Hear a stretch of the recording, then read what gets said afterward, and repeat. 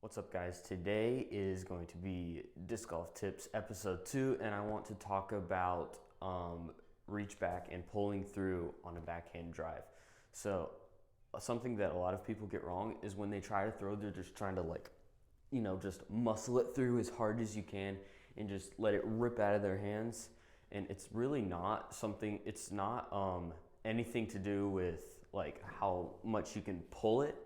It's about how fast you can get the disc to swing through.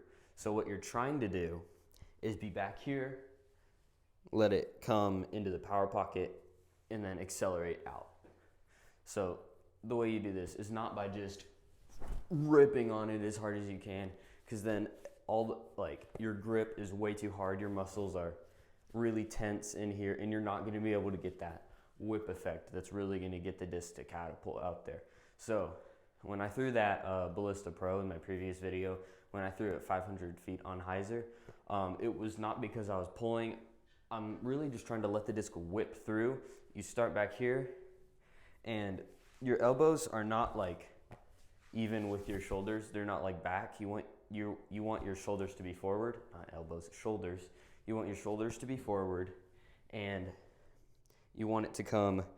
A lot of people think that you need to get it right here or in the middle. I think the best spot for it is where this makes a box. So your shoulders, top part of your arm and the lower part of your arm make a box. So for me, it would be right here.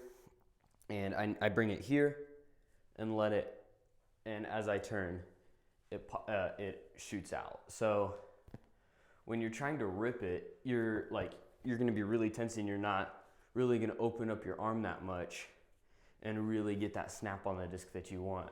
But when you're loose, and you don't want your arm to be just like limp, but you want to be able to use the rotation of your body to speed your arm, because like I said, when you're doing this, you can't, when you're muscling it, you're not letting the legs, all the power that you've developed in your legs, hips, shoulders go into your throw. But when you let the arm snap out, and you do that by not forcing the shot, but when you do that, you let all that power that you've built up from the ground by hips and shoulders and bringing it into here and letting it all snap out. So when I muscle the disc, when I try to just rip on it as hard as I can, if I can get 450 feet, I'll be lucky. But when I let all the power that I've developed come into the disc by not forcing the shot or muscling it, then I can get it out to 500. So the main thing is just to instead of worrying about pulling it through, you want to work on rotation speed, because if you're moving slow, your arm isn't going to be able to snap the disc out very fast. But when everything is working to rotate your body as fast as it can, pull in tight and fling it out, then you're going to get those longer distances. So instead of just muscling it as hard as you can, you just really want to let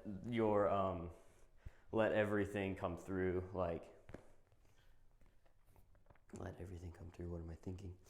Just not relax the arm, but let your rotation throw the disc.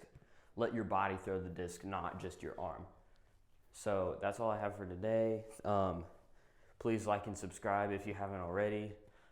Big shout out to Six Sided Discs for hooking me up with some awesome discs and some cool merch. And also, I'm doing a giveaway at 100 subscribers. So for an AVR X3 that I reviewed a couple of videos back. So please subscribe so that I can give away that disc.